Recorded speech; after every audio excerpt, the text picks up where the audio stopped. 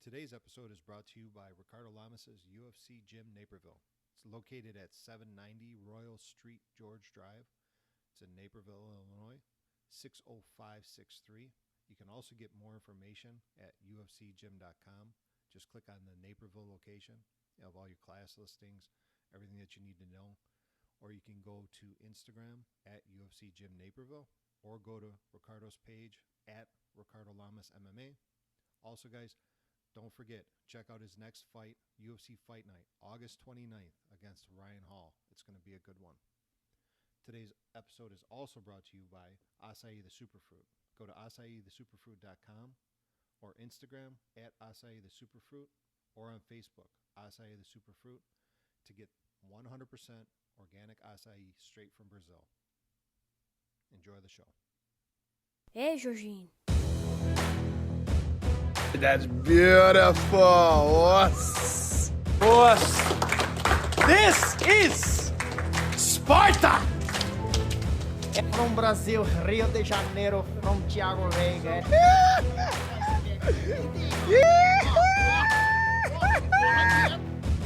You are listening to the Jiu Jitsu Legends podcast.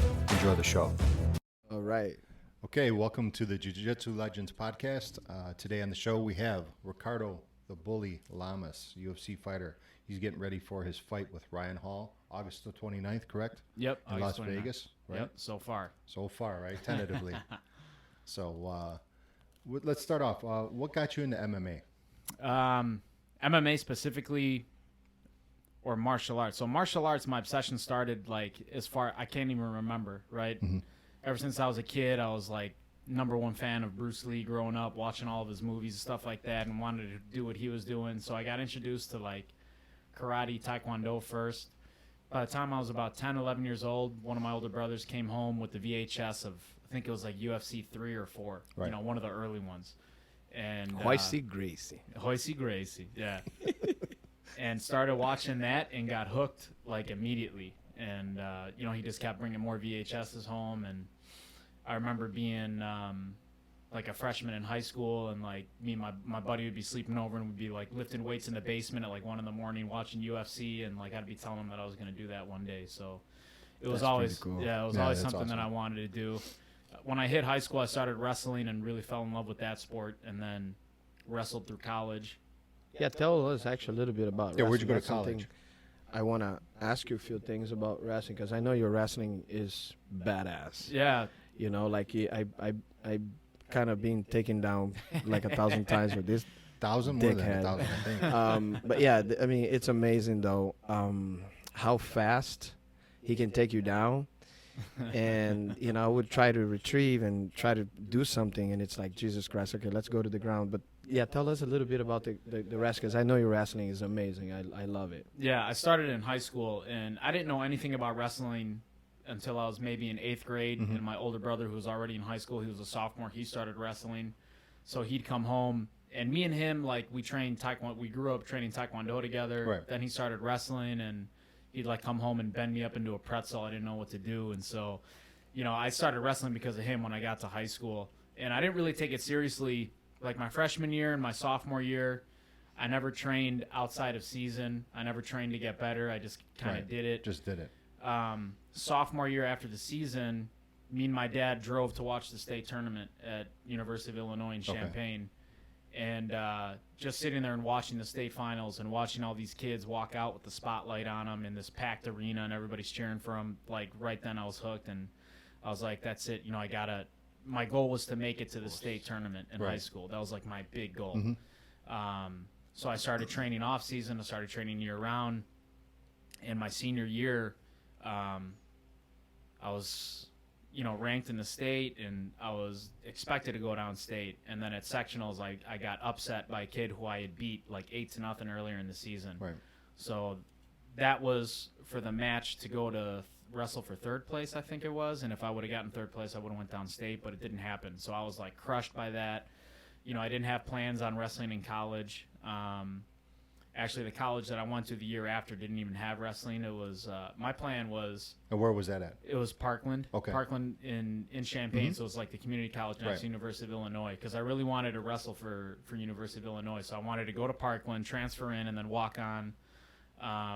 But I was doing a little too much partying and not enough studying when I was down at Parkland. So I was like, I'm gonna It come. happens. Yeah, it happens.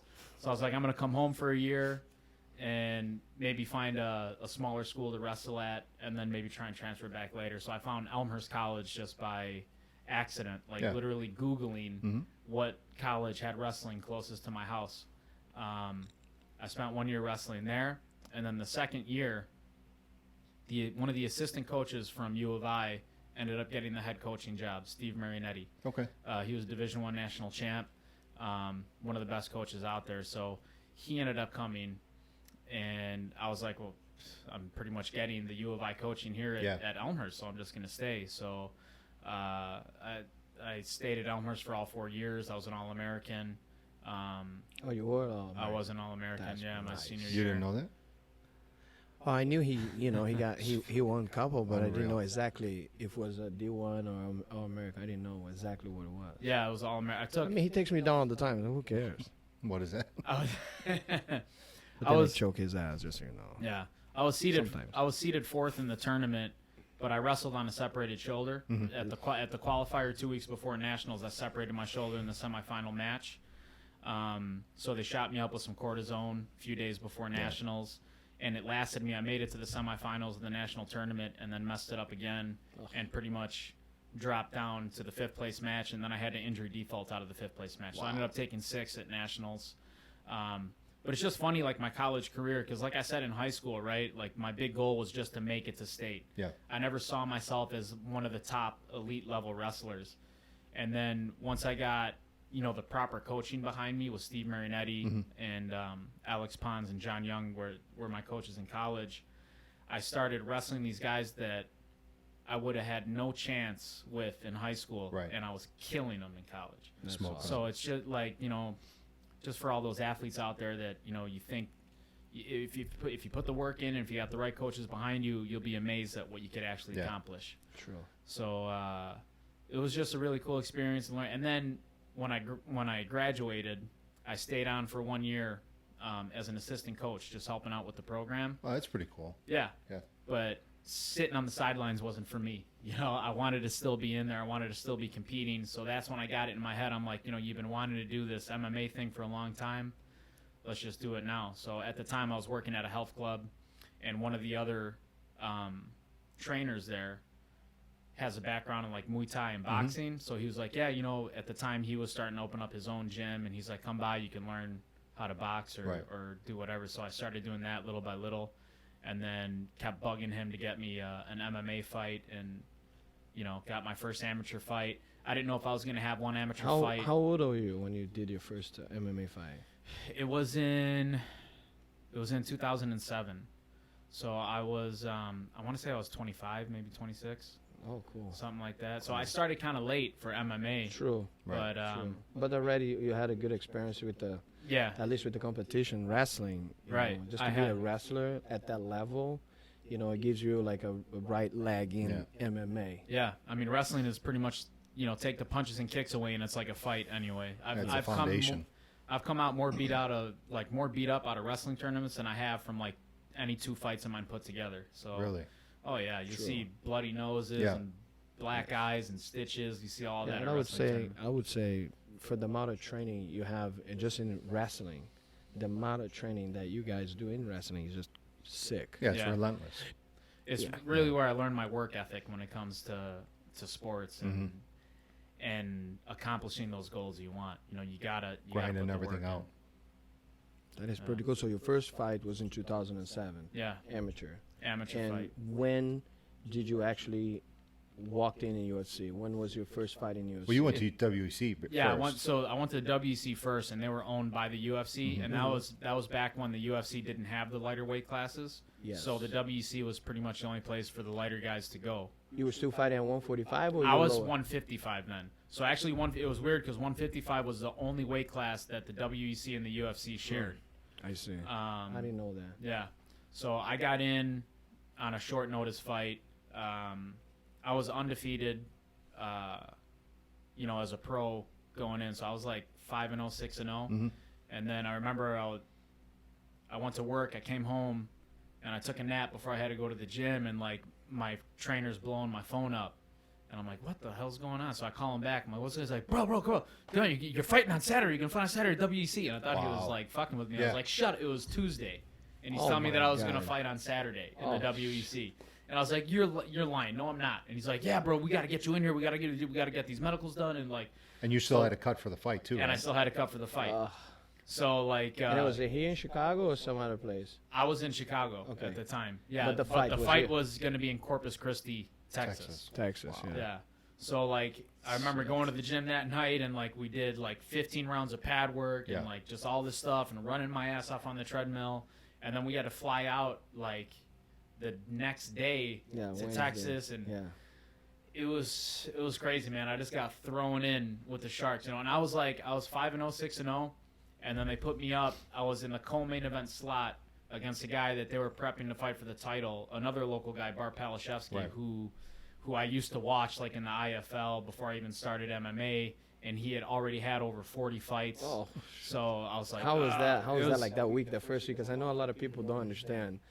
Like, on the first week, a lot of people that, they're not able to see what happens behind the Saturday fight. It's like we got that on Tuesday, and then you guys, it's like you guys are there. So the last week it never counts, like pretty much as training, because you get there, you got to take pictures, you got to do sign autographs, all and the you got to go, stuff.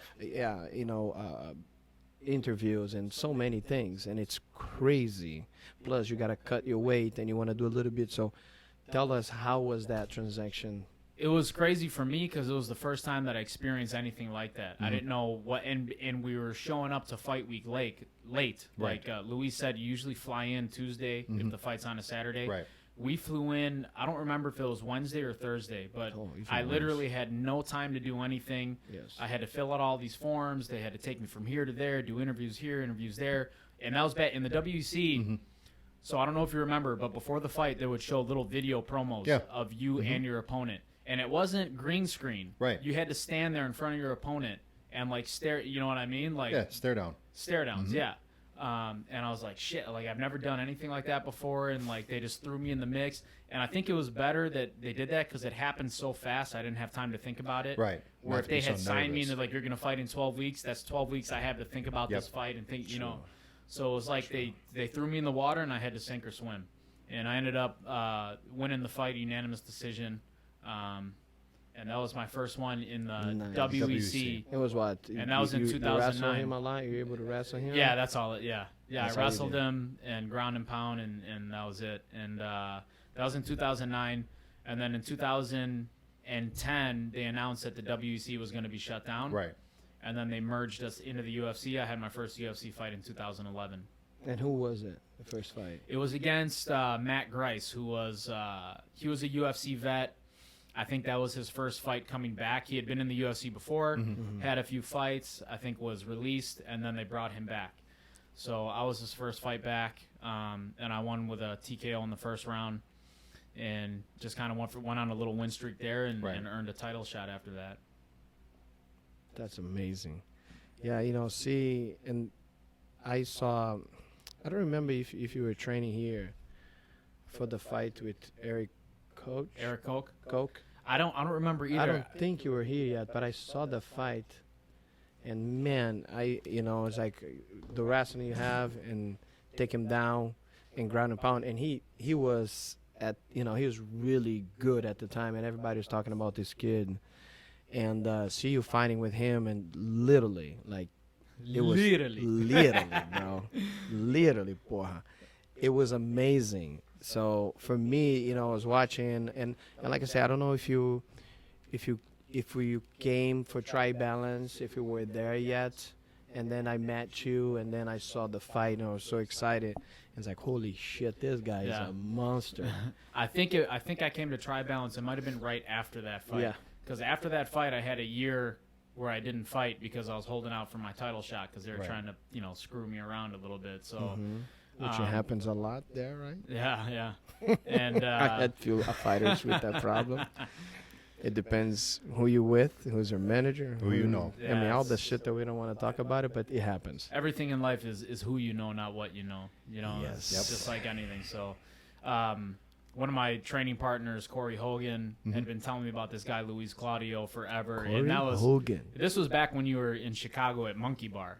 Yes. He was telling me, you got to come. I was like, I ain't going all the way out to fucking Chicago. For to fucking Brazilian guy, for a midget. And then you saw I didn't know. photo. I didn't know that you were that small. But then he came out. Then he came out to What to a the dick. suburbs, and I was like, all right, yeah, let's go. So he takes me, and we go to Tri Balance, like down, and Down. like literally, if you stand up all the way, you're gonna hit your head off the ceiling. That's Yeah. where we were rolling. Yes, that's where we Or he started. had, But us not doing, for he had him. us doing the warm ups, and we're doing cartwheels. I'm like, I'm not doing cartwheels. I'm gonna smack my feet against Yeah. the ceiling. And you're not that tall, too. No, okay? and I'm not that tall. So it was literally like if you imagine like a place for hobbits to roll around. That's where, and exactly perfect for Louise, right?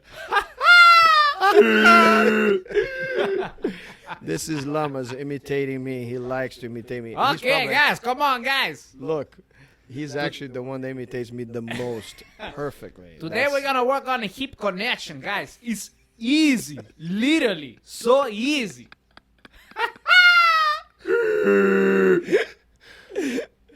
I told you this. And was now gonna I'm be fun. here. And now I'm here. And now I'm here. So tell me, how's the experience with the Yeah. with the midget? Well, no, you showed a lot of stuff that just blew my mind. You know, I think anybody that's trained with you says the same thing. And then at the end, everybody leaves and it's just me and him. He's like, yeah, you know, let's roll a little bit. I'm like, oh shit, here it goes, right? And then I start rolling with him, and I'm getting submission after submission, and I'm like, he's just being nice. This asshole's just being nice to me. But then it dawned on me later. He's like, no, he wasn't being nice to me. He was studying what I was good at and the submissions I went for. And then the following times that I would roll with him, I couldn't get to those positions and I couldn't get those submissions off. So I was like, you motherfucker. You know? Studying the game. Yeah, Yeah. he conned me pretty much. He conned me. Not Well, Louise. I never. always tell everybody that you are definitely one of the toughest black belt that I ever roll with. I had the chance to work with you and share, you know, our knowledge, you know, with the jiu-jitsu and the wrestling. And one of the good things that everybody talks about it, you know, and that's probably where your nickname comes from, you know, with the bully, you know, because definitely Lamas is probably the guy, you, Hogan, there are few guys that if you catch them, they're going to come 10 times harder to try to kill you, and it goes on and on until he gets your back. You're the Payback. same way. We've had some sessions where we're here, and it'll be like 2 hours straight, and like one more, one more, Yes. one more. Yeah. Like, Yeah, you're going tick for tack. Yes, like Yeah. it was Doesn't always stop. it was always fun, but you know the respect and the things that we share together, you know, it was amazing. And like I said, it's really nice to work with somebody that has that work ethic. You know what I'm saying? That is really, you know, I don't get tired. You know, I'm gonna work as hard as I can. You know, it makes your work, you know, you feel good about it. You know, the reward, it's amazing. And I really like to do that. You know what I'm saying? Like like you say, we trained, man, and it was so nice. And even though, you know, because of this or that, you know, you could get better, I could get better. The guys who were fighting could get better. So the vibe is always amazing. You know, just to push each other to become a better, you know, fighter, better instructor. So those things a lot of people don't understand. Sometimes people complain about, you know, not just UFC fighters, but MMA fighters. Yeah. Oh, yeah, that guy come here, man, he's a fucking asshole. You know, I don't want to train, you know, MMA fighters. No, not just UFC fighters, MMA fighters. Yeah. And I always say that there are MMA fighters, but also there are MMA fighters that are truly martial artists. And you know what I'm saying? You one of them. Thank you. Because you know what you did. I know you did you did capoeira and you still do capoeira. You know, you do the wrestling, you do the jiu-jitsu. You're a black belt in jiu-jitsu. So, and you did other martial arts too. So it's like you studying, you know, the true martial arts. So your journey is not just, you know, I got that MMA fight, I want to punch people in the head. No, you know how to respect, and those things are important in the MMA community. You know, because a lot of people that I think, that I see, you know, now I'm talking as a parent, you know, some guys like, well, you know, I don't want my son to to be punching people in the face and do this and do that. You know, I want him to know how to respect and bow and respect the older and stuff like that, like the martial artists bring to us. Yep. You know, so I think that's one important thing. And I think those are what makes the difference. You know what I'm saying? That's why your career, you know, it's so big, you know what I'm saying, so shiny, because you not only put the time in, we're not only a MMA fighter, but you're a truly martial artist, right? Yep. Yeah, you know, that's something in this new age of MMA, everybody is, you know, resorting to the trash talk because that's the only way you get the attention on you. Trying to sell and that now fight. a lot of the traditional aspects of martial art, like discipline and respect, is being thrown out the window, and guys are pretty much making these fake personas just so they can get more attention on themselves, more followers on social media. And I was just one of those guys that never really went that route and didn't want to sell out for that. I wanted to stay true to myself and who I am. I'm not going to act like somebody else just so the camera's in my face. Not more selling out that way. Yeah. And one of the things that I want to bring it up here is that a lot of people don't know, you know, when you see Lamas, he's so serious, you know, he's training and all that stuff, but you have the fun, the really. I always tell people that, dude, you're an actor. You're a comedy actor. Like the stuff that you did for Conor McGregor here at the gym. Conhedge. If you guys, please, man, if you guys have a chance to check this out. So Coneheads. It's on YouTube, right? No, it was Conrad McGillicuddy, but because Brazilians say Conhedge. So this actually, man, he has this whole group of, you know, pro camera guys filming him in the gym. I saw it on Instagram. Or was it on Instagram? It was I think on I found YouTube. it. It was on on YouTube. YouTube. You still have on YouTube, right? Oh, it's still on YouTube. Okay, if you guys never seen this, It's got like 500,000 views on there. Yeah. 500,000 views. This is how crazy it is. This is now when you see the end of it, it is fun as hell. But putting that shit together, it was. I mean, I don't know for how many times, how many takes, dude. We couldn't stop laughing. We were laughing over and Baboon laughing. I'm laughing. Then it's like, dude, we were laughing so freaking much, but not like laughing a little, laughing a lot, like dying. Dude, I was exhausted. After the whole thing was done, I was exhausted. I couldn't do anything because I laughed that day so much. It was one of the funniest fucking day ever. And a lot of people don't know. Like, you are a really fucking comedian. Oh, thank you. Dude, you are.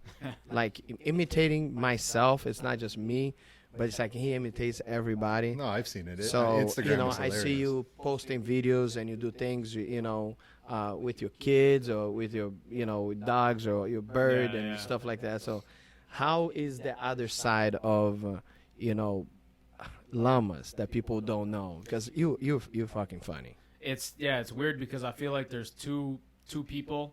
Mm-hmm. You know, there's me at home with my friends and family, and I'm completely different than the person that goes to the fight on fight week. Yes. Because I take that very seriously. So all throughout fight week, I'm very serious. All my interviews, I'm serious. I'm not like my normal self because I can't be. Like I have something on my mind and I'm in that zone, and it's like, no, it's not time to fuck around. It's time to get serious. So you just flip the switch. Yeah. So there's definitely a switch that flips. And because of that, people don't really know my real personality, like when I'm around my friends. And my wife says it all the time. They're like, if your followers knew how stupid you were, Oh my God. like they you would have, dude, I'm telling you. uh, Because that shit would, anything that you do, it would go viral. Like, people don't know how fun you are. And I feel like, you know, this is the thing. Like, same thing here, me, you know, if I'm teaching Jiu Jitsu, I'm always fun. I have fun. But when I'm ready to teach and explain things and make sure we pass that, you know, we become that switch. We do that professional, you know, to the point that, like, man, I need to make a difference. And those things are important as a fighter, as a coach, and stuff like that. Now, talking about a little bit of MMA, as you know, we're talking about it. So you were talking about getting close, and they held you a little bit for a whole year about the title shot. So how was that? So why did they do that? And then I know eventually you got the title shot. So how was that waiting and all that stuff? Let us know. it sucked. So I fought Eric Koch, who, if you guys don't know, he was scheduled to fight for the title right before he fought me, but he got some sort of knee injury, had to pull out. So when he recovered and came back, they gave him to me. I TKO'd him in the second round. And then after that, I was being very adamant that I wanted my shot at the title because the past two guys, so Hatsu Hiyoki was who I fought before Eric Koch. Hatsu Hiyoki was offered the title shot, and he said, not yet, I want one more fight. So they said, okay, you fight Ricardo Lamas. So I beat Hiyoki, who was, so that was two guys in a row. It was a stupid call from him. I'm sorry I have to say that, but yeah. So I don't want a title shot. Yeah, just give me Lamas. Not yet. Yeah, and now you lost your chance to exactly for the title shot. Exactly. Dumbass. So that was two guys in a row who I beat that were #1 contenders. Right. So I was like, I want my title shot, and they wouldn't give it to me. So I accepted one more fight. I was supposed to fight the Korean Zombie. Yes. So the Korean Zombie was going to happen. I remember I that. fought Eric Koch in January. Right. Korean Zombie was going to happen in the summer. So it was already a while, right? So I was down. I went through almost my entire training camp. I had 2 weeks left. I was in Miami, and I get a phone call from Dana White. And he calls me, and he's like, hey, man, I just wanted to call you and let you know that whoever Aldo was supposed to fight, it got injured. They had to pull off. We offered the fight to Korean Zombie. So they gave Korean Zombie a title shot over me, and that's when I got really pissed off. And, Dana was cool. He paid me for the fight that I was supposed to have against Korean Zombie. He didn't have to do that. Right. Yes. So that was cool of them to do. But then after that, I was like, listen, I'm not fighting unless you give me a title shot. Right. And then, a few months passed by, and I believe it was October. I think it was October or early November. They didn't even tell me. I just got an email in my shit with the contract for the title shot, and I was like, "Are they fucking with me?" Right? I was at my wife, my girlfriend at the time. I was at her house, and I was just like looking through I was like, "Is this real? Like, is this real?" I was showing it to her. Opponent. Yeah. Jose Why would you get the Aldo. call? You just get an email. Right. They never, not even call. No call, no nothing. They just sent it. That's weird. They just sent it, and I That's was weird. like, shit. There's a lot of things that happen weird. Like you said, it's sometimes who or what they want. Sometimes I feel like it's really unfair. Yeah. Things that happen. We got that thing happen with Ben too. Yeah. Like he was really close and he offered one more fight. He was already 3 or 4 fights, straight wins. And then it's like, oh, one more fight. Come on, man. How many more fights? Right. We see that. This is me talking. So I saw like Jacare too. Jacare took so long, man. You know what I'm saying? So there were a few guys that had that, and sometimes we don't understand why. I mean, we know why. You know what I'm saying? It's just like, okay, let's not talk about it, but we know why. Everything happens what I'm for a saying? reason. Yes, it does. But Okay. So tell a little bit about it. So when you got that, and then now you're fighting Jose Aldo, which is, was a legend at the time, and so tell me a little bit about it. Yeah, it was crazy. So I mean, I started training. Normally I'll train 8 weeks. I think I started training like 12 or 14 weeks in advance for this fight. I went down to Miami, and then I came back, and then I went back to Miami. So it was a really long camp, but I was in shape. I have no excuses for why I lost that fight. It's just I wasn't. It sucks, but like you work so hard for that one shot, right? I wanted to be a world champ so bad, and then things just don't fall into place. It was I was just being too tentative in the fight, too precautious. Yes. And We talk about it after, like when watching the fight. Even though I'm Brazilian, and I love Aldo, I know Aldo, but of course I have we're like bros, and yes, and you came here, you trained a little bit, and having at the fight it was like part of my heart was with Aldo, but then it's like, man, I want Lamas to win. And I even told you that after. It's like, dude, that 50 round was the first round started, I don't think, Well, first of all, if the fight was 50 rounds, I would be dead. I I was just gonna say, is it 50 or 5th? fifth. That- Right. You got oh, that man. shit about my Portuguese now, that- or my English. That 50 round, man, that's a bad one, I man. knew it. What a dick.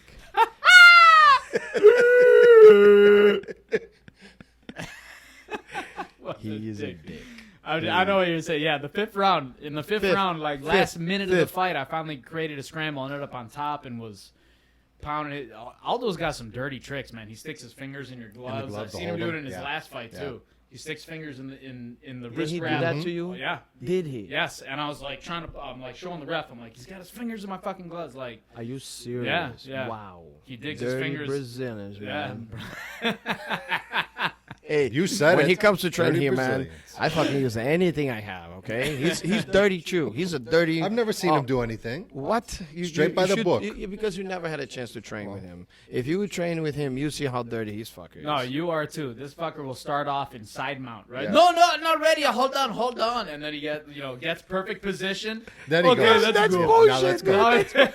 Man. he would grab me. He would jump on my back and mount. And dude, he's way stronger than me. Like literally, like beating the crap of me. And dude, so much strength, muita força, viadão. Yeah, he'd talk shit while we roll too. Oh, so much strength. Like I'd be going for something, too much strength, and he'll do one little technique and get out of it. So much strength. Yeah, because he wants you to ease up so he can get out. Moving like a RoboCop. So yes, that's true. So strong.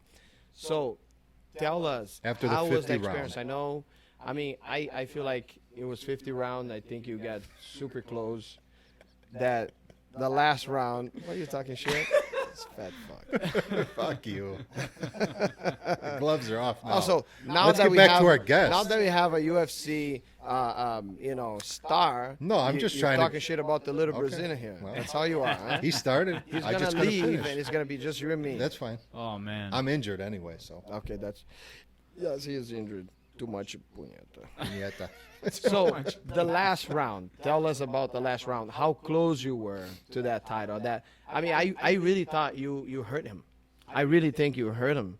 I think if I would have had a little more time, if I would have caused that scramble earlier in the fight, Yes. yeah, who knows, and I just had to be more relentless with my takedowns, with my scrambling. When I get on top of anyone, Yes. it's not a good day for them. No. So I managed to get on top. There was like 45 seconds left. I feel like if I would have gotten on top midway in the round, I probably could have ended it. But Yes.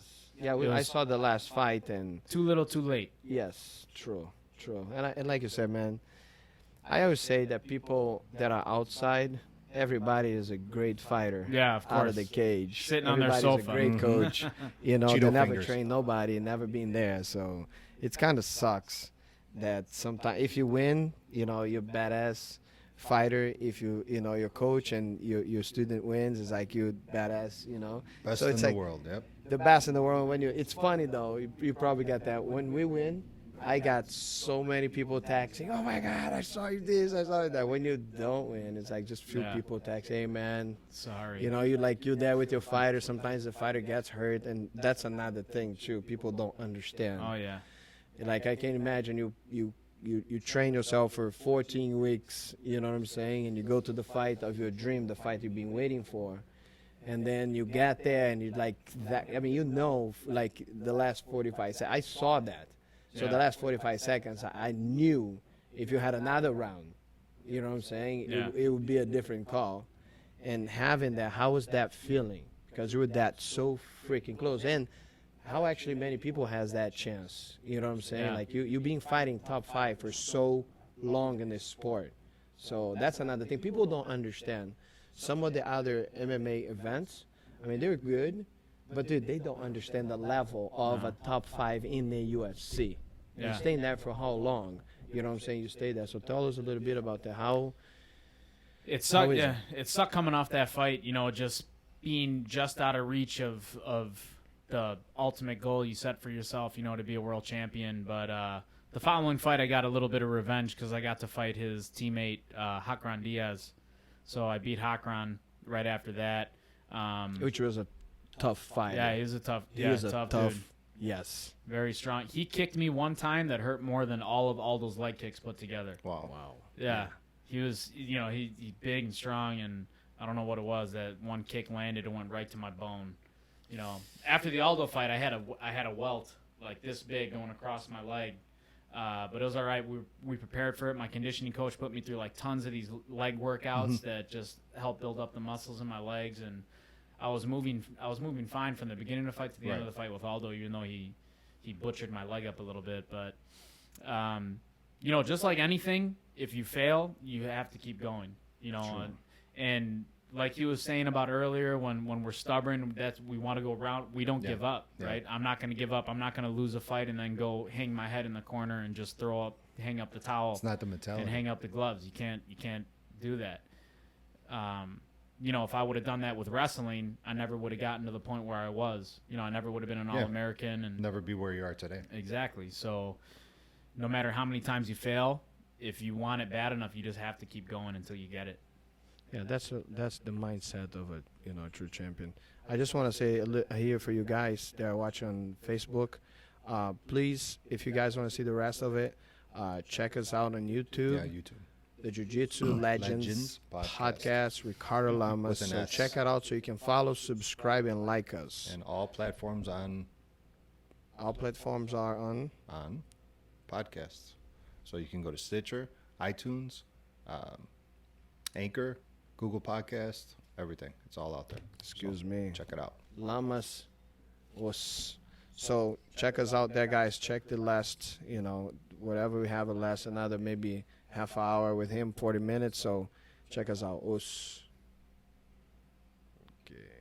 So what is it like being, that you're in that fight? How are the nerves building up to that? The nerves for that fight, it was pretty crazy. It was Super Bowl weekend that I fought him. Yeah. So when we went and did press, we went to like all the same places that they were doing all the Super Bowl coverage at. I was like meeting celebrities and other professional athletes, and it was a really cool experience to have. And then it's just, man, I remember specifically like when they're announcing us in the ring. And, like, I'm on my side, and I'm like, holy fuck. I'm like, I'm about to fight Jose Aldo right now for the world title. How crazy is that, right? It was crazy. It was very crazy. And just seeing, because I've been watching him. He was another WEC fighter. True. So I've been seeing him since he burst onto the scene in WEC. And just watching him do, like, his, when he's looking at the ground and doing his, like, the little ritual, shakes and stuff. And he's, like, doing that right in front of me for me. And I'm like, fuck, it's crazy. Yeah, I had to ask because I don't know anything about it. So it's like, is it tunnel vision, like just a regular fight, or was it like you said, now it's like, oh shit, now it's go time. It was definitely, there was a lot more riding on it, obviously, for the world title. So that's part of why I wasn't able to pull the trigger, right? Because I was like, oh, fuck, I don't want to, if I fuck this up, and then he's going to catch me. And, you start questioning yourself in there. That is true. And then you miss opportunities, right, to strike. Yes, so I feel that's the problem when people fight the champion. The champion always had that extra. Yeah. Because he's a champion, so he doesn't have any doubts. I'm the champion. Everything flows more. It's like you fight like you're training. Yeah. You know what I'm saying? And then when you fight in the champion, if you go, after you become a champion, then you start getting that, fuck, man, I'm a bad motherfucker. I can actually do it. And then, you start doing shit and shit start working.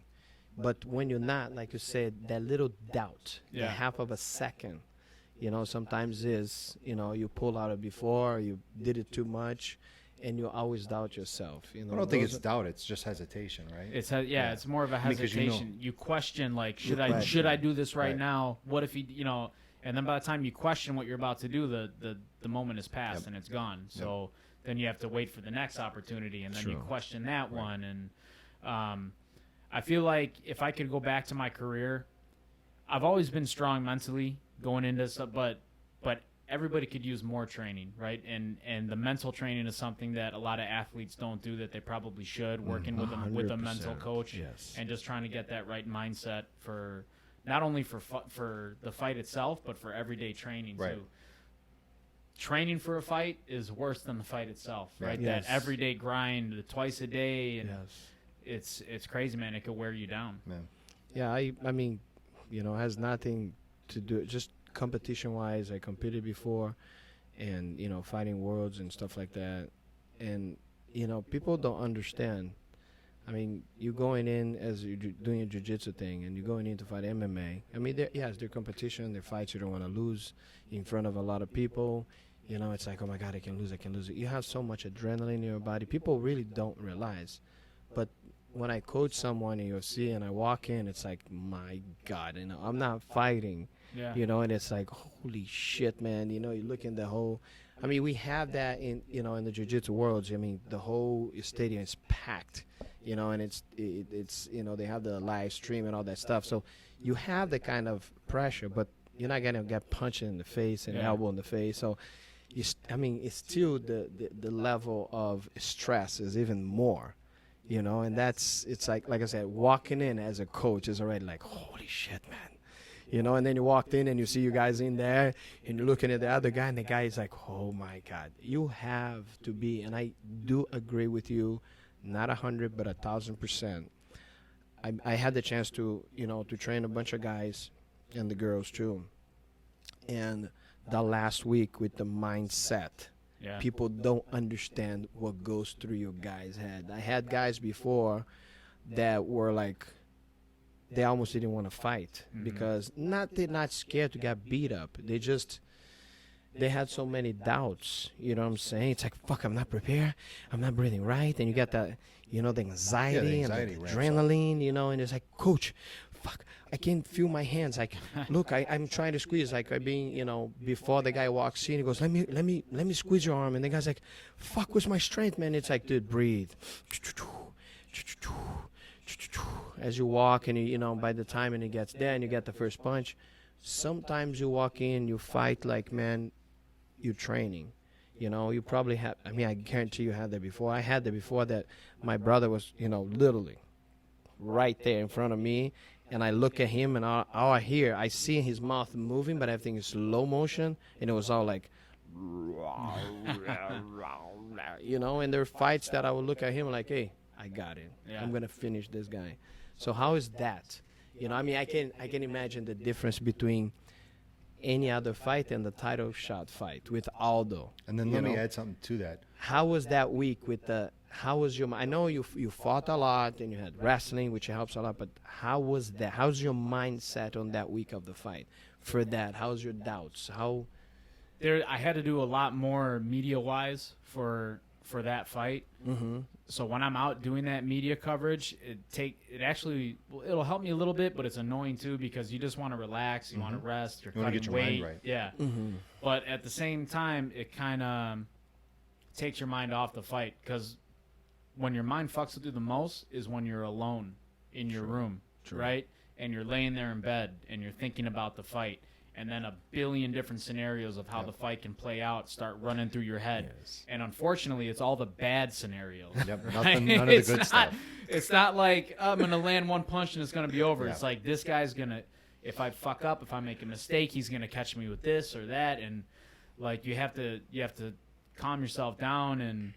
And for a few fights ago, I kind of talked with, like, a mental coach. And I pretty much knew what to do, right? But talking with the mental coach just kind of helped reaffirm that, I was on the right track. So you like that? I did like that. That's one of the things that a lot of the fighters should do, and they don't. I think the UFC should implement that. You know what I mean? Yeah. Where they have a couple designated in each state, and then you can go and then they take care of that as well. I think that would be great. I don't think the UFC would do that because it's like part of your training, but I really believe 100% that all the fighters should have that. Yeah. Because it's a normal thing, man. When you go to fight, it's like I always have a Brazilian friend saying that every time, he walks in to fight, he said he would be just so lost, and choose like sometimes the guys would close the cage and you look at the guy and go like, holy fuck, what I'm doing here, and then it's like he's moving around and then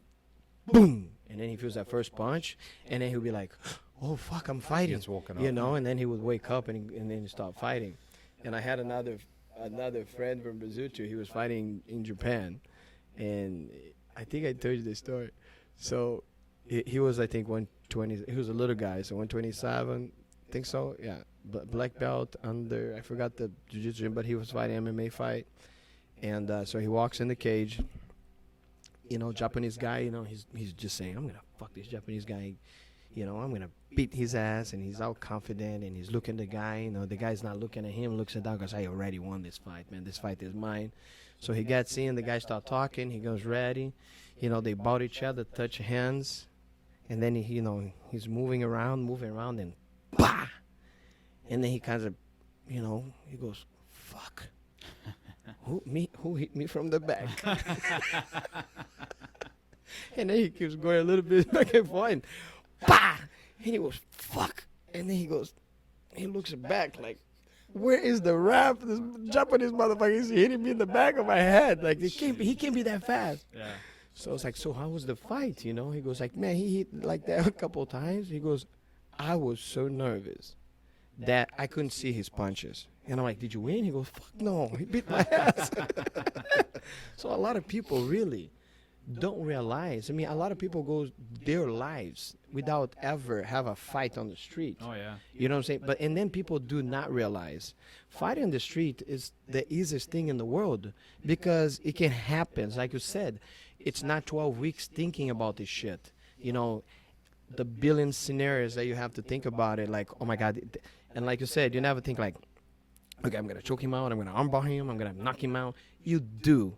But dude, the doubts of, you know, just the thinking, like eating you alive every day. You know, I mean, I can't even imagine for a title shot against Aldo.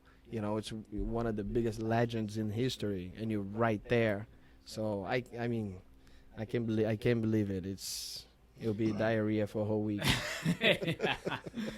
Yeah, I'll go through literally. I'll go through phases like when we're talking to the UFC about a fight. Yeah.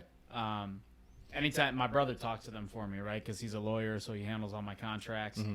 And then when I know that we're like getting close to fight, every time my brother calls me, I'd be like, I gotta take a shit. You know, I'll get like those butterflies in my stomach. Yes. And then the contract comes in, I get the butterflies again, and then I just kind of accept it, and then I start training my ass off, and then you know, I'll think about it here and there. When I get close to a fight, I don't like watching fights. I don't like watching events. I want to think about something else. Block everything out. Because you're thinking about your opponent for 8 to 12 weeks every day. Yes. The reason I'm going to the gym is because of this guy. The reason that I'm killing myself is because of this guy. Going to bed at night, I'm thinking about this guy. So the closer I get to a fight, the more I like to take my mind off of it and just relax and hang out with friends and have fun or whatever. And same thing with fight week. Like, I don't like being alone. I like being around people and just get my mind off the fight. I had enough time to think about it. True. So, and then fight day is probably the most nerve-wracking. And it usually starts, it doesn't start fight day. It starts the night before as soon as I'm done with dinner, right? Because, like, the day of weigh-ins, all you can think about is food. Yeah. Like, after you make weight, you have, like, this weight lifted off of you. Mm-hmm. You start eating. You're having fun. You're happy again. You're not in a cranky mood. Mm-hmm. You're out with your friends and your corners and True. And then you go out to dinner, and then, like, as soon as I'm full from dinner, I'm like, fuck, there's nothing left to look forward to now except this goddamn fight that I got to do tomorrow. So, like, as soon as I'm done with dinner, that switch flips where I'm, like, I start, like, getting those real bad butterflies again, and that continues into fight day, and it reaches its peak on the way to the venue, right? When they call us down, we have to meet, and, like, you just feel it in the room. Nobody's talking. Yeah. It's silent. Nobody says a fucking word. Yeah, we don't want to talk anymore. All we all think is like, fuck, dude, how this is going to end. Yes, exactly. And I think that's the thing that fuck with fighters the most is just the unknown, right? You don't know how this fight is going to end. Yes, you don't. MMA, you don't. You can be winning 4 rounds. Yeah. You know, I mean, look at that fight with the guy that fought Ben Overing. Yeah. Right? He was winning, I think it was 4 rounds, right? And then, like, at the last, I think, 20 seconds, 10 seconds, he got this beat and opened up his mouth so bad and he lost the fight. Yeah. I mean, in Jiu Jitsu, you on the hook, you know, you put that shoulder in the guy's face and you just go, bro, 10 seconds, you're not moving, motherfucker. You know, like, you're here, motherfucker. MMA, you can get an elbow, and, I mean, we've seen that so many times. So, and I want to ask one more thing before I forget. I know you do a really good from cutting weight. Yeah. So tell us how much weight you would normally was cutting and how was that? Because a lot of people always ask me, man, how these guys, you know, lose all this weight? How do they actually can fight? You know, I mean, we leave that with you guys. And, man, it's not nice. No. People have like I said, a lot of people, man, they only see the day of the fight. And a lot of people don't give the credibility for you guys. Like, they think it's just like fun. Hey, I go to the gym, and I hit pads, I hit people. And they have no idea what is you're not eating for 12 weeks. Right. And I know you put yourself out there, and that's your job, but a lot of people don't give the credibility. So how is that cutting weight? So to give you an idea of what the weight that I lose from start of camp to end of camp, when I sign a fight, I'm walking around somewhere between 175, 180 pounds. Fat ass. Yeah, fat ass. Happy diet. So I I train with him with the 180, and it's a lot better to train him like close to 145. yeah, so I really got to clean up my diet, and I'm losing. So I'll go from about 175 to right before I fly out for fight week, I'll get down to about 160, 158. Really? Yeah. Still, huh? Yeah, walking around, and that's just from eating right, cleaning up my diet, no processed foods, all whole foods, Right. all lean proteins, and a shit ton of cardio. Like I'm running every day after practice. While my body's in that fat burning zone, I'll go hit my miles, and so then that last 12 pounds is water weight that I'm taking off. And that's the Yeah, and I don't like to do it all at once. Some fighters, they'll cut 12, 14 pounds like the night before. Does it drain you too much? I think that's I can't bad. do I can't do that. I think it's bad. So I do it slowly throughout the week, and I'll do like a 5-pound practice where I'm taking about 5 pounds off, but Right. then I'll put like 3 pounds back on with liquid and Right, a little right. bit of food, and then like I'll float off another pound overnight. So really, I lost like 3 pounds in that session, and I do that throughout the week until the final night where I only have to lose like 2 or 3 pounds. Right. And then I take those off, and I'm another guy who doesn't like to wake up at fucking 3 a.m. to cut the last few pounds before the weigh-ins because Yes. we weigh in early now. Yes. So I'll get on weight the night before, and I'll go to sleep the best I can, even though you're so dehydrated Yeah. you can't sleep too well, and then just wake up and weigh in. Yeah, people don't know, man. And as a coach, it's like we're there with you, we're suffering with you, it's because we like to go, if it's sauna, we want to be there in case something happens with the guy, jacuzzi, same, or running, it's really like, I would say the last 4 pounds, man, they're pain in the hardest. ass. Oh, They're yeah. the hardest. I seen Mike Chiesa in one of the fights that we were there with him. And I know some of them that you were there, he was there, Yeah. and then I think Juliana was there. Like we had like 3 guys that we had the chance to work with, and it was amazing week. But man, seeing all that, it's suffering. It is suffering because, he's a big guy too, and now I know I think he's on the up. 170 now. Yes, he was on the 7, so it's easy. Yeah. Now when he was 155, oh my God, it was like. He's getting there, and I'm like, how's your weight? Oh, I'm just 30. What? 30 pounds? Yeah, he's Jesus 30. I'm like, Christ. what the fuck? How are you going to make this weight, man? He goes, oh, coach, hey, Ras, I got that easy. And when he said I got that easy, I'm like, I'm looking at Thiago. It's like, dude, for me to cut the last 4 pounds for a jiu-jitsu fight, and the worst in the jiu-jitsu fights is you got to lose your weight, and then you wait, and then you fight. Yeah. Just some of the, fight to pro, some of the fights you can wait on the day before, and Right. just like the UFC, Hydrate a so little it's bit. a lot easier. But IBJJF, You gotta it's weigh in like before you step on the mat. Yes. Right? Yeah. You weigh in, you go to Then the you fight. area, if you're able to drink a little bit of water, So it's like you have to plan really well. But even though I feel like people that try to cheat on the weight, I mean, they not really because they are tired Yeah. or they're weak. You know what I'm saying? They will lose so much weight, and then on the day of the fight, man, they're not the same. Yeah. I seen a lot of them losing fights.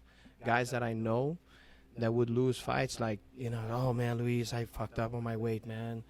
I can't do this anymore. And as you say, I know how, you go to Miami, you go training, you got your diet. I know how, structured you are and how professional you are. But, dude, there's a lot of guys that fights, UFC that is still kind of like eat like shit. Yeah. You know what I'm saying? Try to cut weight. It's like, dude, what the heck are you doing? How can Yeah. you fucking do this? Like, it's, the harder that last week, I always say, with Ben in the beginning, we heavyweight don't give a shit. They don't care. They got to hit 265 and that's it. But even though those big guys, man, they walk around like 285, 305. So they still have to wait, to lose all that weight. So even though for them, it gets to a point that it gets harder. So it was always like, man, isn't that better for you to get, on the week of? You don't have to worry about your weight. Like, Be in you don't that have area. to kill yourself so much, So sometimes I think people are not professional enough, or, like you said, like you got to have everything right, your diet, your cardio. So if you're able to have 12 weeks, I can't understand if you have 12 weeks and you don't get that on weight. Yeah. There's no excuse. You're a UFC fighter. You know what I'm saying? I understand like little events, but if you started wrong already in the small events, we had the chance to have a bunch of guys that were fighting, amateurs and all that stuff. And sometimes, we see guys like that, like, oh yeah, he's still 15 pounds. It's like, dude, you're never gonna make the UFC. You got to the UFC with 15 pounds. They probably gonna get your ass out of here. You don't deserve to be here. So that's another thing that they don't understand, how professional you have to be, in the number one event, which is the UFC. Right. Some of these guys that started fighting maybe later on in life, or some of them who weren't wrestlers, they don't have that experience with weight cutting. I've been doing it since I was 14 years old. That is true. And when I was 14 years old, I was a fucking idiot when I would, in high school. In high school, I cut weight the worst way you could. I'd be sitting there. We have a meet on Friday. Monday, Tuesday, Wednesday, I'm eating fucking cafeteria food and fries and pizza and this bullshit and that bullshit. Yes. And then Wednesday, Thursday, Friday, I'm starving myself and then trying to wring myself with the water out of my system. True. You do that for a couple of years when you first start, and then, it's been over the course of these 20-some years that I've been doing this that I started learning and learning. Now I kind of have it down. I know my body. I know what I have to do to get down to weight. I have never missed weight in my life, not even for an off-season wrestling tournament. That's awesome. Professional. Hey, like I said, you got a shiny career. You're badass. It's true. I'm not kissing your ass. I will kick your ass. You can kiss a little bit. I can kiss a little bit, but it's awesome. So we talk a lot about your history, how you started. We talk a little bit about the UFC, because I know people love to hear that shit, how it started, how it goes. And like I said, one of the reasons we're doing the podcast is that he had this idea. Javi has another one. He was always bringing it up. Come on, man. And then I'm always busy. How much I work. And then it was like, man, I don't have time for this shit. And then he put so much pressure. I'm like, you know what? You got this shit? Yes, let's do it. And then we did the first and the second. But the idea was, I feel like a lot of the podcasts, they bring just, famous people, fighters or players. And our It's idea, always the same shit. yes, Yeah. we're trying to, we had one of our students, that she's a fighter now, like a Jiu Jitsu fighter, competes the world, travel the world. But she had depression. She went through, to hell. Through hell. And, because of Jiu Jitsu, working out, good diet, she was able to be away from the medicines and change her life and lost like 65 pounds. So Celeste, right? Yes, Yeah, yes, I yes. remember her from here. So it's really nice, that what we're trying to do. Anything down the sport during your career, before I ask about your new business, anything that you want to talk about it, that you had it down, like a really bad injury that you had, or something that it happened in your life during your career that was really bad, or everything was always just training and everything went smooth? No, I mean, training has always been my escape or my release for anything bad that's going on in life. I think too many people in this day and age will turn to alcohol, they'll turn to drugs to kind of escape their reality. Yes. I've never had problems with that because I've been an athlete pretty much as long as I can remember. So like my addiction is this. Yeah. This is my addiction. Nice. It's Great going to addiction, the gym, working out, doing jiu-jitsu, doing boxing, kickboxing, capoeira, wrestling, whatever. And it's a great addiction to have, one of the best ones that you can have. Yes. Because it keeps you healthy, it keeps your mind healthy, and it can just rid you of a lot of these problems that people have that try to get rid of with alcohol abuse, with drug True. abuse. Exactly. Depression and anxiety can be combated with just proper nutrition and exercise. And 100%. So many That's people don't something that- understand that. yeah, no, they don't. They'll go see a doctor, and the first thing the doctor says is, here you go, take these pills. Yes. There you go. Right? Yes. They don't ask about what are you eating. They don't ask, No. are you working out No. normally? So Nothing. First thing, like we have some people, normal students here, man, that, you know, they're overweight or they're obese or they have, you know, I've been doing this for 30 years. So a person walks in the gym and I know, you know, okay, this guy is in great shape. Oh, this guy has a problem. It's like, hey, I'm going to send you next door to the guy that has a clinic here. Yeah. You know, you're going to do your blood test and we'll talk about what we can do for you. And then on the blood test, like, dude, check this out. Boom, Yeah. boom, boom, boom, boom. Oh my God, I didn't know it was that bad. Yes, bro. Can't you see yourself on the mirror? But a lot of people get so used to, like you said, I had guys here. We were talking today with the Celeste, and I have a couple guys here. I mean, dude, it happens. People don't even know. I had young kids with like 24 years old with depression, anxiety, couldn't sleep, taking 5 different medicines that dude don't help at all. And all the guy thinks about is, I want to kill myself. I want to kill myself. So we're trying to bring not just the, you know, the pro fighter, the successful fighter, but everybody else in the community and the things that we can share and help people out.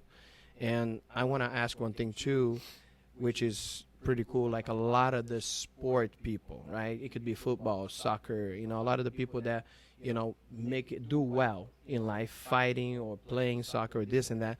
A lot of people don't think about their future, right? But we've seen that you open your gym. I want you to talk about your gym. Where is your gym located and all that stuff. So please share with us. Yeah, becoming a fighter, obviously we can't fight till we're 55 years old until we decide to retire. And the window of an athlete, of a professional athlete, is very short. So you have to use what you gain in your athletic career and transfer it into something else. So I always knew it was going to go towards a gym. I couldn't picture myself doing anything else in life besides fighting, training, or being in a gym all the time. So one of my teammates from college, Matt Kushert, me and him have been talking since college about, you know, back then it was, let's open up a wrestling school, a wrestling club. And then as I got involved in MMA and started climbing the ladder, it started turning into, let's open up an MMA gym together. So we finally did it. In 2018, May of 2018, we finally opened up. It's we went with a franchise with UFC GYM. It's in Naperville. Right. What's the address on that? 790 Royal St. George Drive. Thank you. And Website so they can know if they're yeah, in that area. Yeah, you could follow us, UFC GYM Naperville on Instagram, UFC Naperville on Twitter, and UFC GYM Naperville on Facebook and all that. And are you there teaching too sometimes? I'm wrestling? there. I'm there every He's there day, all the time. which is why I haven't been here in such a long time. You know, I would still be coming here, but it's just. I know. And we got to talk and figure out a better schedule to where I could come in and you know, get some training in. But how is it? How is it now? You still active as a UFC fighter? You have a fight right now. How is to be, you know, a business owner now? You know, I know you have people that can help you, but how is that? So opening the gym it is an amazing thing, and I know your gym is awesome. We were talking about it, you know, and I'm very happy for you because, you know, the day you retired, you know, you're still gonna have, you know, another income, which is great. Yeah. You know, so that's a smart move as a fighter. We know a lot of fighters or football, soccer players and stuff like that. They made a lot of money, but then at the end of the day, their career is over and they have nothing. Right. Yeah. So how is that? It's very busy right now. I mean, trying to balance being a dad, being a fighter, being a gym owner, all together. I feel like, you know, I barely have any time to myself, or even with my wife. You know, it's like we're two ships passing in the night almost. And I know. but tough. I'm thinking about putting all the work in now so that later on I kind of won't have to, you know, and later on I'll have things for my kids that I could pass down to them, whether it's a gym business or whatever the case is. So I know it's busy now, but I'm thankful for it. You know, I'm thankful we made it through this damn shutdown. Thank God, man. Thank God. And thank God. And now, you know, quick question: do you do your camps out of there, out of the UFC? I start them. There, and yeah, then so I'll start here in Illinois, and then I'll go down. I'm gonna go down to Miami. It's gonna be a much shorter camp this time, just because it's like a hotbed for COVID down there. Yes. So if I catch it, you know, they'll cancel my fight. So I'm gonna go down for like 2 weeks, and then we're gonna go to Vegas a week earlier, and I'll, you know, because one of my teammates there is gonna fight on the Contender Series, who, so my coach is going to go down, and it's like 4 days before my fight. Right. It's going to be his fight. So I'll go out like a week or so early and finish training down there at the PI or whatever. But yeah, normally I would start camp here and then finish my last month in Miami. Gotcha. And, you know, I'm lucky to have my business partner and a lot of other people that kind of cover my classes and stuff. Because, like, I teach, you know, you normally you think of a UFC gym and you don't think of someone like me that I'm there every day. That is I pretty teach. Yeah. That's pretty cool. I teach every jiu-jitsu class. I teach every MMA class. Do you know jiu-jitsu at all? Huh? A little bit. Hey guys, just so you know, if you don't know Ricardo Lamas, he is a black belt and he is legit. Okay, I don't say this to many black belts, and I'm not kissing his ass.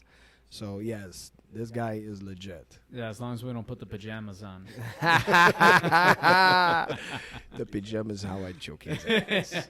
And He take can it. he can be slippery. He can you know what I'm saying, yeah. cheating shit. Cheating like the shit. pajama, I grab his ass and he can't run away. I feel like if we wear a gi and you're allowed to grab my clothes, I should be able to punch you in the face. or Oh something. come So on, we're gonna have man. to do. Come on. Well, You don't, when you we don't know when how we to go play, gi, don't it's play, gonna, bro. it's gonna be combat You jujitsu. know, you don't want to play. You don't know how to play. Don't play. I don't What's want to wrong play. with I you? don't want to play in the gi. Let me actually tell you guys why he's saying that, because he do not like to get tapped.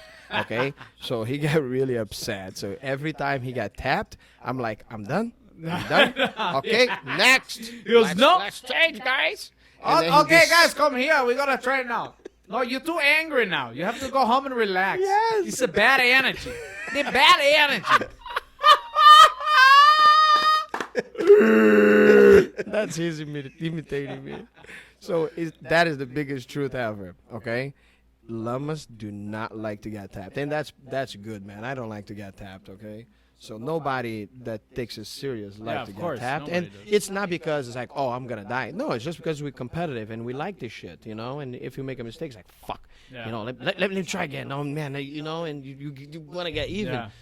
Different than guys that got tapped and they want to hurt you. That's a difference Yeah. thing. That's totally different. Yeah. You know, just like, okay, no, motherfucker, you know, like, all right, you got to be one-on-one, you know, like, so those things, I think they're healthy, you know, course. and they keep pushing you to the Yeah. next level. You know, that's how we get good. I think more people in the world should train jiu-jitsu, and it would take a lot of egos out of people, you know. Yes. You see these people walking around that kind of act like their shit don't stink, and Yep. we see guys coming into the gym too. Yes. And after a few training sessions, you know, you put them with someone, you put them with a guy that looks like Luis, They get adjusted. and they, yeah, Yep.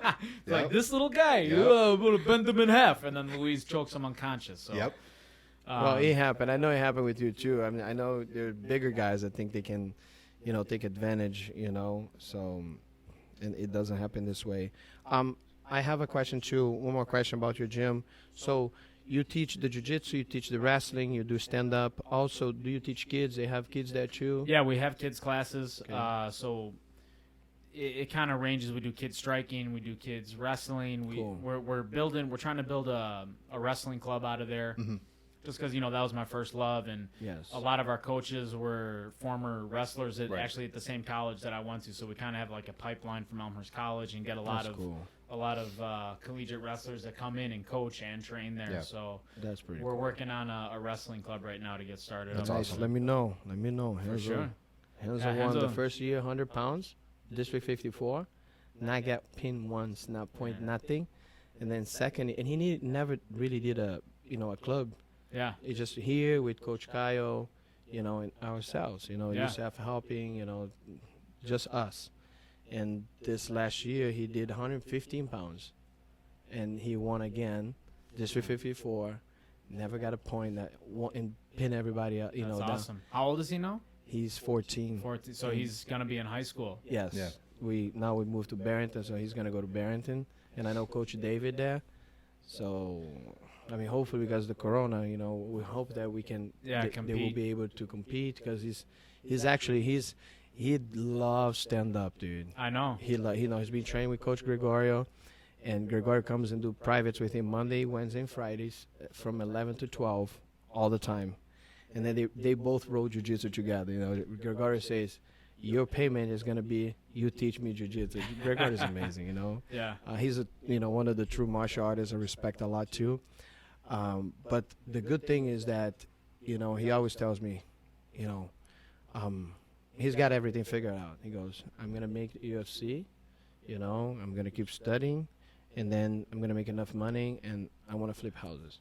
Henzo saying this to you? Yes, Yep. he tells me That's that. good. That's good that he's got it all. Bro, figured he's out. got all figured out. He's vegan. He doesn't, he eats clean, and he's so focused. So the wrestling, he loves it.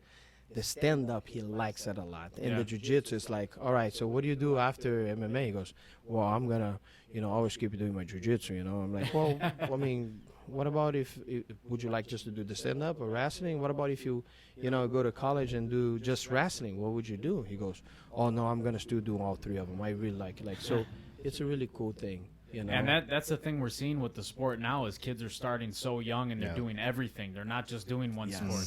Yes. When I was a kid, I didn't know anything about jiu-jitsu. There were no jiu-jitsu schools anywhere. Yes. I went into taekwondo and then I went into wrestling. I didn't start putting it all together. Even with jiu-jitsu, I had already started fighting, and because of my wrestling background, I was able to get away with a lot of stuff and just kind of out-grapple people. Yes. And I would learn from like a guy here. I remember this guy Joe Masadi taught me like how to do an arm bar one time, and then I started training jiu-jitsu in like a year after I started doing MMA. After I started fighting MMA, I think I was already a pro too. So then I started training jiu-jitsu, and then got really serious about it and really fell in love with jiu-jitsu too. Yes, man. It's, one of the things that we talk about it, before. It's like, dude, Lamas got a really serious stand-up game. His grappling, his wrestling is sick, and his jiu-jitsu is legit. So you do not have a fighter. You have a fighter that is good on the stand-up and okay here and okay there. But, having that quality level of, what I'm saying? Like, I would say, maybe I'm wrong, but I think your wrestling would be number 1, your jiu-jitsu number 2, and your stand-up number 3. Yeah, probably. Yeah. I've been doing wrestling the longest, and The longest, right? And then I think the wrestling and the jiu-jitsu go hand in hand. And I'm not saying like, oh, you're really good here or really good. I just feel like knowing you, I think like your wrestling it will be your first. Yeah. Your jiu-jitsu because a lot of people don't realize.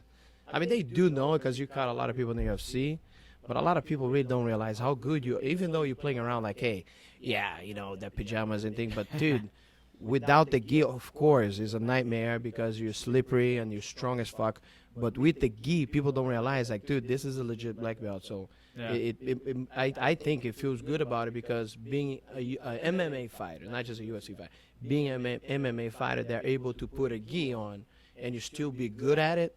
That's pretty cool. Yeah. You don't see many MMA guys, that can do wrestling, jiu-jitsu, and all that stuff together. So that's pretty cool. Yeah, and I don't hate the gi. I know, mess with you. I do. Just I give like him it. shit. I actually, I know you like to talk shit to me. But I didn't start doing the gi until I pretty much started coming here. Oh, really? To train with Luis. He was the one that kind of convinced me to start doing it, and I liked it. I do like it. I wish I had more time to devote to it, to rolling more in the gi. And maybe we can get back to that. Yes, we have fun. We definitely have fun. I mean, he has fun because I was beating me up and everybody else. But we do have fun. We enjoy. I do. Every time we train, we always laughing so loud. We're doing shit to each other. So like I said, there's no, the intention that you have. It's different than some guy that come here and walk in here trying like, hey, let's go fucking at it. It's different. We come here. We like I said we.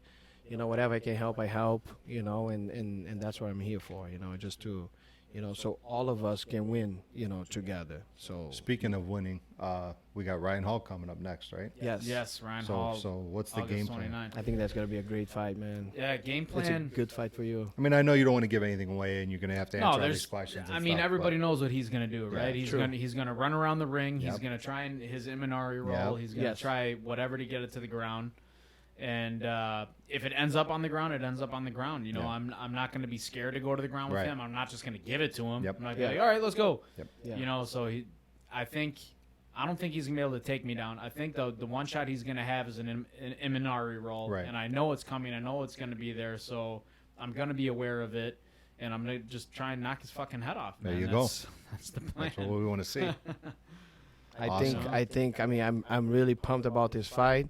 I hope we can, before the fight, we can, can share something, anything that you need, any help, I'm always here for you. You like family. Yeah. So, and anyway, congratulations on the family. I know, every time I see you post something, you have another kid. It's like, Jesus, I should buy a TV for this. I know, guy. you should. Our cable went God out. damn. Our And cable, it's what like, else are we dude. supposed to do? I know. I'm like, dude, I watch Instagram. 3 months later, I watch it. What? She's Another pregnant. kid. God damn it, man. Jesus, God thank bless. God. Thank God, Thank God. Thank Hey, God. let's keep doing that thing. It's lovely. Oh, yeah. If I do it one more time, I might get stabbed. So I better Well, stop. I have to tell you, congratulations, man. It's a great friendship that I have with you. I respect you a lot. You're a great fighter. Definitely a true martial artist, that lived in my heart. And I know you had the business now, and we've kind of been not together all the time. But just so you know, I'm always here praying and make sure that even though we have gyms, which is your gym is all the way on the other side of the Yeah, world, my yeah. gym is here. It matters nothing. No. It just makes me so happy to see that you follow your passion and you're able to be successful. We all have families, and that's an important thing. Being a fighter, being a dad, build the family. It's also another, famous guy. So having what you have, it's a pretty good thing. So I have a lot of respect for you, my brother. Thank you. Thank you. Likewise, my brother. my brother. My Was- brother. My brother. So Chris, anything else? We good here? No, I I'm hope. just glad that we touched on everything. Yes. Promoted the fight a little bit. Anything else that you wanted to share?